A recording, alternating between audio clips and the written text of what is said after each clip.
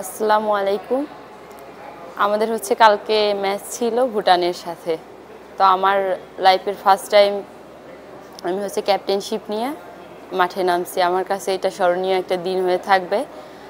আমরা কালকে মাঠে জয় নিয়ে ফিরতে পারছি, এটাও হচ্ছে আমার ক্যাপ্টেনশিপের লাইফে আমি হচ্ছে প্রথম ম্যাচেই জয় নিয়ে ফিরছি। এটাও আমার কাছে অনেক আনন্দের, আমার ফ্যামিলির কাছে অনেক আনন্দের। আমার আব্বু খেলা দেখছে, আম্মু খেলা দেখছে, পরে ফোন দিয়ে বলতেছে যে ক্যাপ্টেন্সি নিয়ে খেলছোস, দেখতে ভালো লাগতেছে। মানে বাসার সবাই খেলা দেখছে, গ্রামের আশেপাশের সবাই দোকানেই খেলা দেখতেছিল, আব্বু বলছে। তো আমার কাছে এটা অনেক বড় পাওয়া।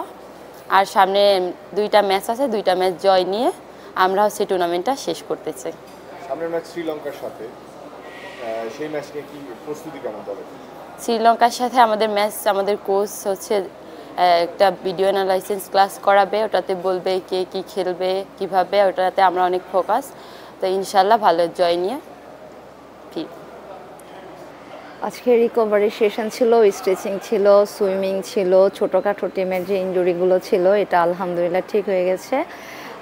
কালকের ম্যাচের জন্য টিম ইনশাল্লাহ ফিট আছে। ম্যাচ নিয়ে কি প্ল্যান বা টুর্নামেন্ট শেষ করতে চান?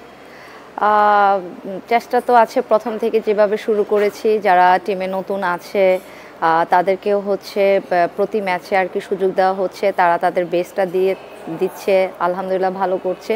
তো এভাবে আর কি চাচ্ছি যে পুরো টুর্নামেন্ট আর কি শেষ করতে। আর চাচ্ছি এটাও যে যারা আছে তারা তাদের বেস্টটা দিয়েছে। আগামীতে আশা করতেছি ভালো আরও 2টা ম্যাচ আছে, ভালো পারফরমেন্স দিয়ে মাঠ থেকে আসবে ইনশাল্লাহ।